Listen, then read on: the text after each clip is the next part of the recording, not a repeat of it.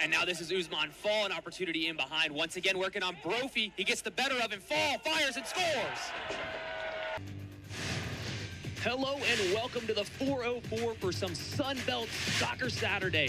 We've got Georgia State hosting West Virginia. West Virginia, one of the premier programs in the country, comes into Atlanta to take on Georgia State as they try to bounce back after a rough loss to Jacksonville. I'm Jack Little here in the studio, bringing you all the coverage on ESPN+. Let's hop in and look at the players to watch. Number 17, Tilda Engholm, the senior. We talked about her earlier. Her involvement has been up and down this year, but here we go. A big moment for the Swede. She steps up and sends the Grizzlies to the NAIA National Tournament. Georgia Gwinnett wins the CAC championship on penalties over Bellevue. West Virginia got to do anything they can to find the center of the box. Here it comes, lofted in. Marine claims. And that'll do it. Georgia State knocks off number 3 West Virginia. Simo in a wide area. Left-footed short cross into the back post and scored. Guess who? The Senegalese superstar Usman Fall. Lots of contact there, and that's going to be a free kick for the Mountaineers. A great opportunity on this set piece to commit numbers forward and try to find that equalizer. It looks like it's going to be Marcus Caldera standing over it. It was him that drew the foul.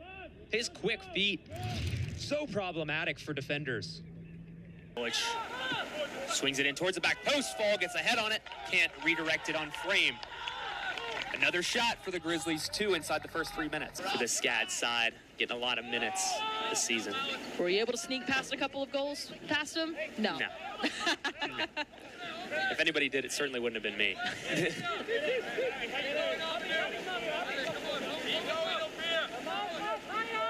Could be different tonight, though, for Usman Fall. He's been tough to defend for a lot of people this season. He's a tricky player. He's a classic 9 from talking to head coach Steve DeCoux about him. You know, he's that classic 9 and someone who can just be so dynamic. And the way he can read the game, the way that he can look at it and where he needs to go in those positions too. That's the type of player you want right at the top, alongside with Contreras too. Contreras can be an option too. He can be a distributor. He can come forward and find those pockets too. But also, as we saw earlier, he can be someone who can get on that front foot and get in the attack too.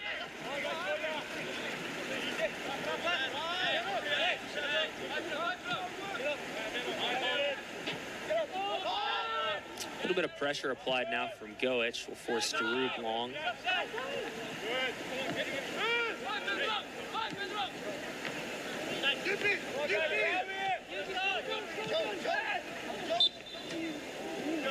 Whistle will go. Free kick for the Bees in the middle of the park.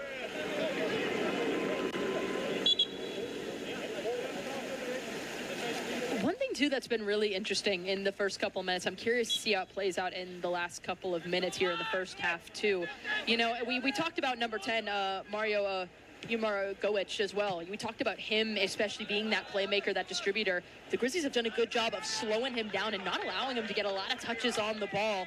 And it's really good just kind of stopping that distributor. And as he's kind of been pushed all the way here to the right, not being able to do a whole lot. And now this is Usman Fall, an opportunity in behind. Once again, working on Brophy. He gets the better of him. Fall fires and scores.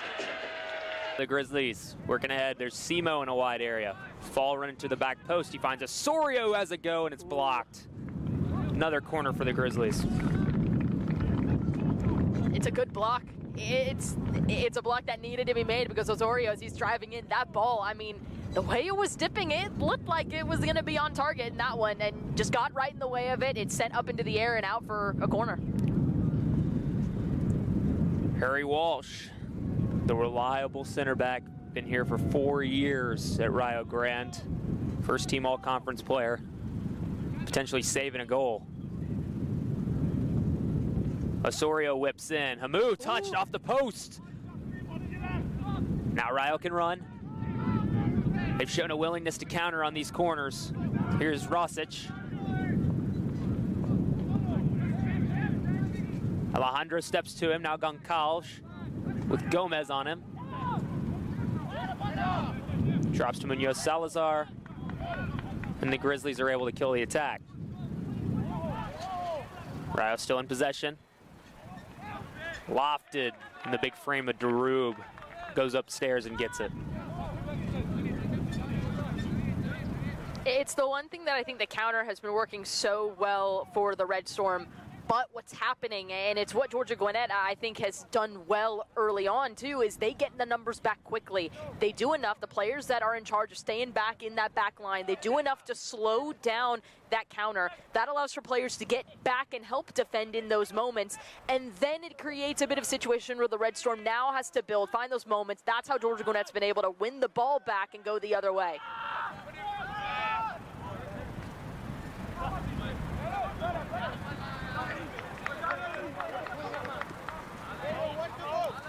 It's clear what Rayo's trying to do. They want to hit that long switch out to Will Perry on the far side and let him find Rosic or switch it to Goncalves. That's been the whole plan, as Cholich is brought down by Perry. It's one thing, too, for Rio Grande, too, as well as they're trying to build in those moments. You see a lot of that speed that we're seeing, especially from those top three driving forward. They do want to connect on the width. That is the one thing we've seen fairly consistently in the first half. They really want to find those targets out wide because that creates a lot more confusion, a lot more opportunities for those long crosses into the box, for those set pieces to develop there, too. That's what they want to do. And Georgia Gwinnett's been able to snuff them out, too. They've been able to get really well at being in those right positions and stopping those runs and stopping those outlets from driving and finding something in the box. Well, it comes back to our conversation earlier about whether this is a 3-back or a 5-back. You know, when Rio is able to counter, it looks like a 3-back. But if they don't get on it quick, outside backs get back, it becomes a 5-back just like that. Yeah, because it can rotate. I think that's the one thing we've seen from Georgia Gwinnett's side the entire season, and it's the one thing, too, about this as well, because of the players you have. Slipped through by Munoz Salazar, trying to find Goncalves. Cut out by Simo, and Darub can pick it up easily. The awareness from Joseph Asimo in that moment is outstanding. It really is. I mean, as that ball's coming in, it's sneaking through. He sees where it's going. He steps right in front of it, and he just is able to shepherd it right to Darub, who then can send it along the other way. But no, I mean, with this back three and also with the wing backs you have in Pedro Alejandro as well as Joseph Asimo, it can fluctuate. You want those players to be engaged in the attack as much as possible, but they can drop back to help defend in those moments. You've seen Luka Cholich step back to help defend too. It's not a one-size-fits-all. Players can come in and they slot in when needed, and then they go back to their respective positions to drive up and go the other way. And I think Georgia Gwinnett's done a good job of it, even defending with the three in the back too. They've been really good at finding those moments and picking the spots where they need to step, where they need to hang back, where they just need to be in the right place at the right time to stop and force the Red Storm to make a decision.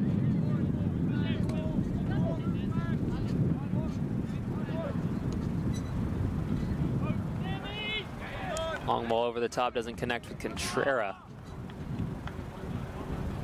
Matt, is that a concern if you're Steve Decoux? It feels like a lot of these long balls have just kind of gone wanting or found the hands of Sami Amu. I think a lot of it you have to play the factor. There is a little bit of wind, especially as that ball gets carried up into the air. It can kind of drop not where you want it to be, too.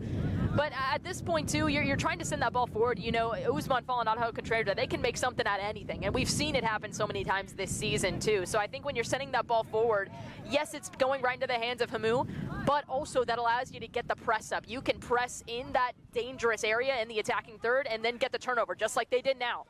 Here they come. It's Osorio. Trips over the ball a little bit. Instead, he finds Alejandro. Flipped in towards Fall. And we'll run out of play past the big striker.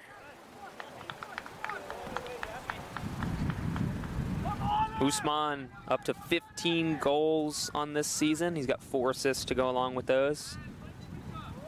Strong contender for a first-team All-NAIA player. Gomez and Goncalves. Gomez does well to win.